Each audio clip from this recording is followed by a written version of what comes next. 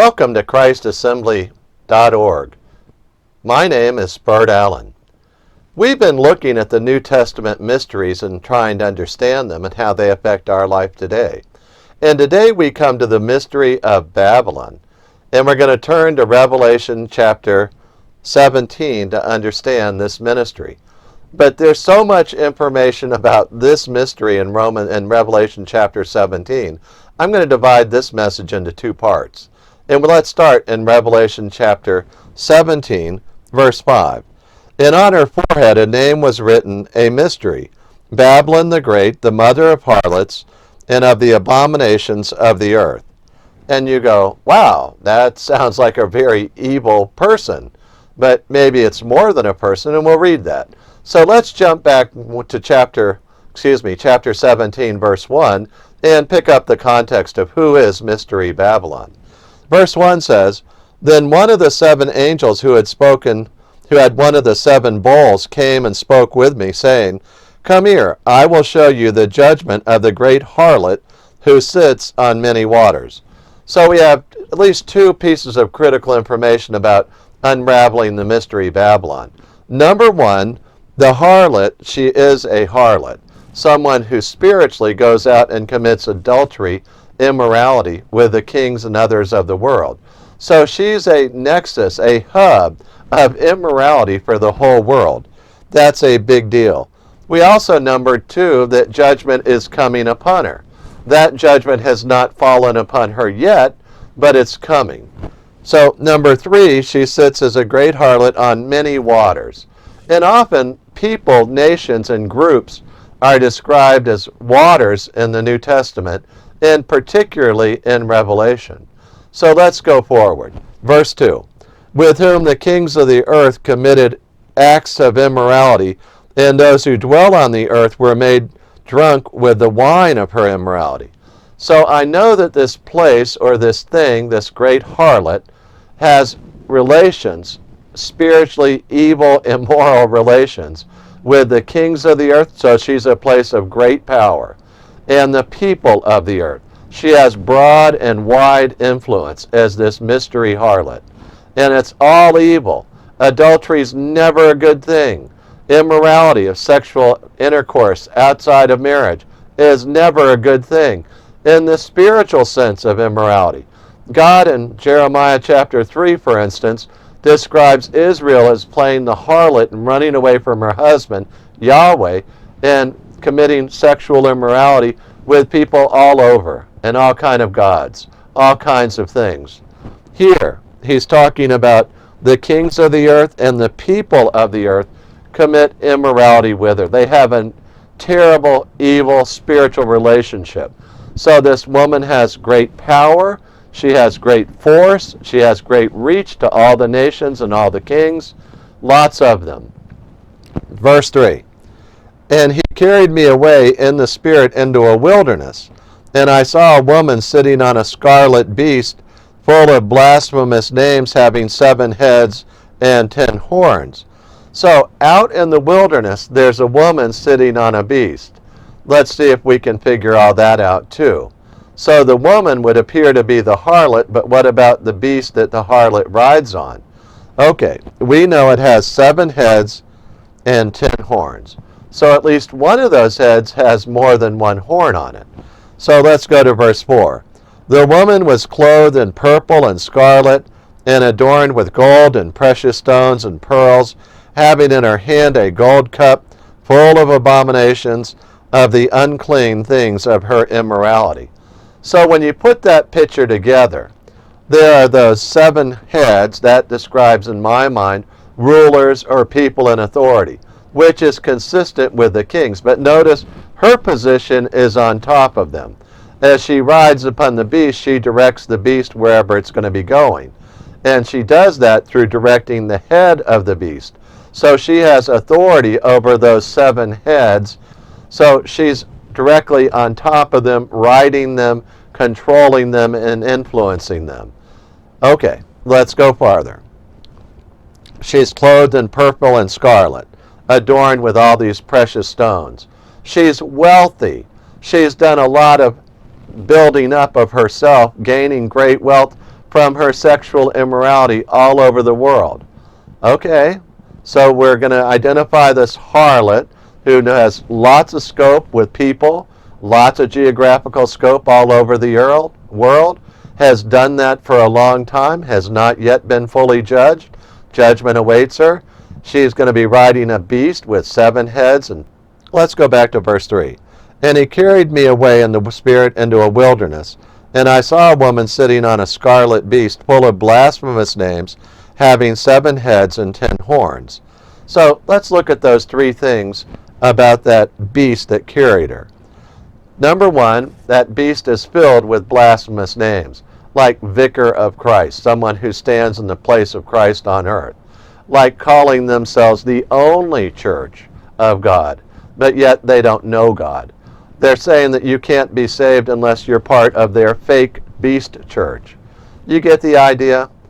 They'll be wearing costumes that speak of their power and dignity, except those costumes actually speak of their immorality as having that sexual relationship spiritually with the woman who rides that beast. 10 horns. It says she has 7 horns and 7 heads and 10 horns. So on that horn, that one of the beasts could have had 3 horns all by himself, or they could be scattered among the beasts. So you would think, well, okay, some of the beasts have 1 horn and others are going to have more than 1 horn. But as you think about that, the horn in the Old Testament in particular is a spirit that has great power. That horn speaks of the power of that being, a man, a spirit, whatever it might be. We know that this beast is not a physical beast. It is a spiritual description of this 7 horns and 7 heads and 10 horns beast that the woman rides, controls, and exercises dominion over. But back to verse 4. So when she's clothed in purple and scarlet and adorned with all those precious stones, that you know that she's getting wealthy from her relationship with that beast and others, that the nations are bringing these things to her, and over the centuries she's gotten wealthier and wealthier and wealthier. Okay, but she also has a cup in her hand of all the abominations of the world, and she shares that cup with others, that she's drinking it and other people drink it, that they share in these unclean things of her immorality. Verse 5 says, and on her forehead she has a name written, and that's Babylon the Great, the mother of harlots and of the abominations of the earth. That's a spiritual name that clearly identifies this woman. And you go, wow. But apparently everybody else isn't reading that name. They're caught up in their immorality with her. Verse 6, and I saw the woman drunk with the blood of saints. Here's another key characteristic of that woman, the mystery Babylon. Something that was known in the past, but known even better today by the revelation in the New Testament. Who is she? She's the one who kills the saints, and with the blood of the witnesses of Jesus. She collects them like in that cup and drinks them. She's already been drinking down. She's a great, consistent persecutor of the real church of Jesus Christ. Remember, the saints word here and then always in the New Testament refers to believers. So she's made a career for centuries out of persecuting and killing Christians. Wow. And I saw the woman drunk with the blood of the saints and with the blood of the witnesses of Jesus. When I saw her, I wondered greatly. So John looks up and says, wow, what's going on? I don't understand what I'm looking at with this woman who sits on the beast that has 7 heads and 10 horns. We know that she's all decked out, but okay, what's really going on here? So he wonders greatly, and then in verse 7 the Bible says, and the angel said to me, why do you wonder? I will tell you the mystery of the woman and of the beast that carries her, which has 7 heads and 10 horns. And that's what we'll pick up next week. But we've already seen a physical description of the woman and what she's like. And we know from that description that she'll be easily identifiable. People have a lot of ideas, but when you add all those things together, it really looks like you're talking about not just one person, but one place with great power. And that place and that institution has wielded power all over the world. And today a lot of people think that that institution is actually Christian. and it's never been Christian, doesn't want to be Christian. And one of the things they say is, our traditions are more important than the Bible. We don't really care so much about the Bible, we care about our traditions. And those are the traditions of the Mystery Babylon, the harlot, that drinks the blood of the saints, persecutes the church, does abominations with all the world, has great wealth, has blasphemous names, and uses a beast that she rides on with 7 heads and 10 horns. Speaking of 10 powers, magnified through 7 heads, 7 governments, 7 ethnic places, and you're going to see that all unfold in front of your eyes. And here's the cool part. You can see it today if you think some more about what you're reading. What do we do today? What does it matter? Don't be taken in by every religious group that says they're from Jesus and says their leaders are from God or call themselves the vicar of God. Don't fall for that. Just because somebody says they're a priest, that doesn't mean they're born again, because every New Testament believer is a priest, part of a royal priesthood, a holy priesthood. All of us are priests, priesthood of all the believers, not just some people. And if you think that some church or some group has the power to forgive your sins, think again. It's only Jesus that can do that. Only God can forgive your sins, and He doesn't share His power or His glory with anyone, the Bible says. He retains that power. Now, of course, as ministers for God, we can go out and what we loose on earth will be loosed in heaven. But it's all by the power of God. It's not human power that does any of that. So how does it make a difference today? Be on the lookout for this mystery Babylon, this great harlot, that she's full of abomination, she's wealthy, and she rides upon a beast with 7 heads with 10 horns. And you think about that, and you go, let's pray. Father, we thank you for your word and the beauty of your word. May we love you more. May we act like Jesus in all things and glorify your name. Thank you, Lord, that you left us this beautiful picture of the future, including the ugliness of Mystery Babylon. May we understand your word and apply it, Lord. In your name we pray. Amen. Hallelujah. Before I close the video, I'd like to share with you 4 verses about eternal life. I often ask people this simple question: why should Jesus let you into heaven? And the answer to that question surprises many people because it comes from the Bible and it's simple and it's clear. Most folks, when they hear that question, they tell me, well, I've been good, or tried to do more good than bad, or I tried hard, or I've done a lot of nice things, and I hope God will let me into heaven. They somehow think if their good works outweigh their bad works, that God will let them in. But God says, actually, I'll let people into heaven because of a free gift. But the story from Jesus starts with 4 verses, and I'm going to read them one at a time. Romans 3:23 says, "For all have sinned and fall short of the glory of God." Romans 3:23. You see, for every person who lives today on earth in human flesh, we've all sinned. Every one of us. We've all told a lie. We've all done or said something that made somebody else angry, and we were doing it out of anger ourselves. We've all done things to hurt other people at one time or another.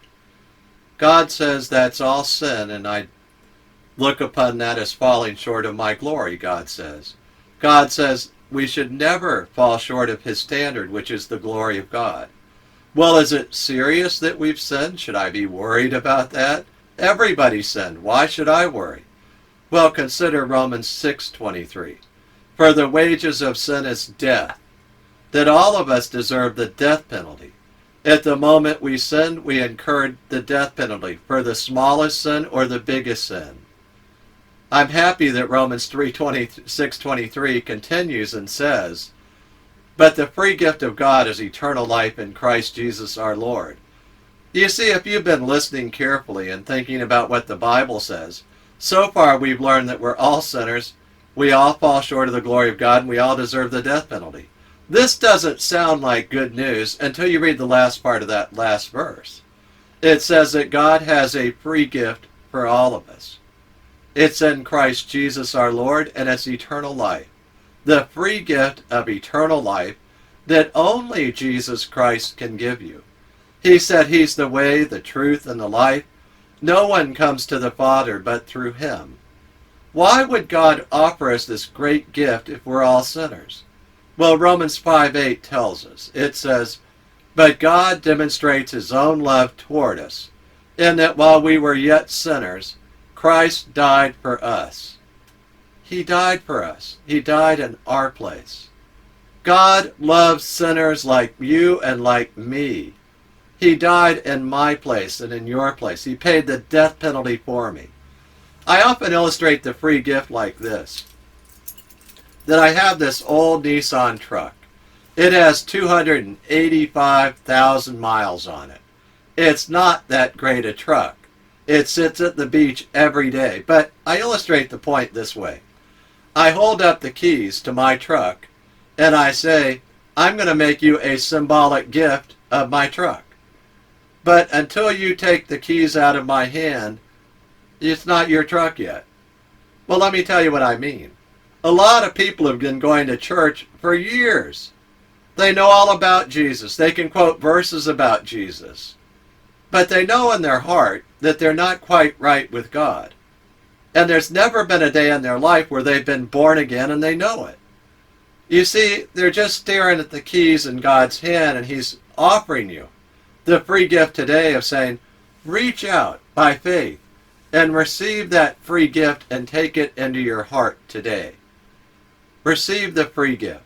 Okay, how do we do that? Well, Romans 10:9 tells us how to do that.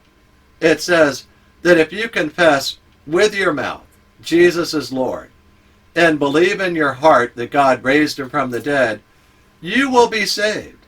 And he means saved from the death penalty, eternal destruction. So we can receive that free gift right now by faith, and we can pray a prayer together. I urge you to pray with me. I'm going to pray it right now. Lord Jesus, I thank you that you love me. I confess that I am a sinner and I fall short of the glory of God. I confess too that I deserve the wages of sin, which is death.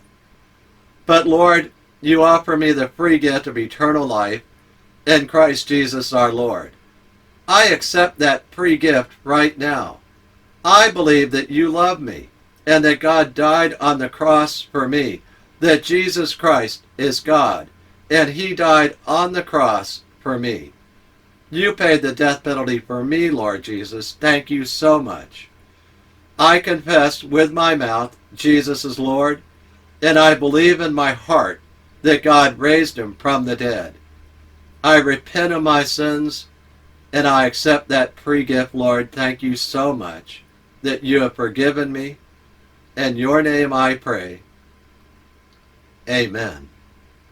Now, if you prayed that prayer with me, I'd love you to send me an email and we'll rejoice together. Send me the email at friend@christassembly.org. That's friend@christassembly.org. I look forward to hearing from you. Hallelujah.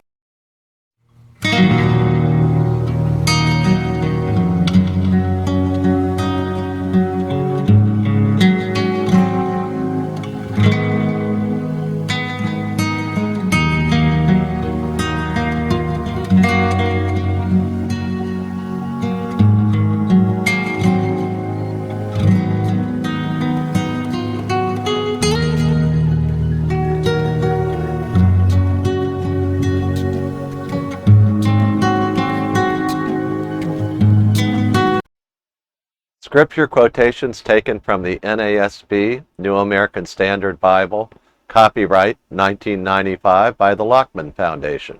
Used by permission, all rights reserved.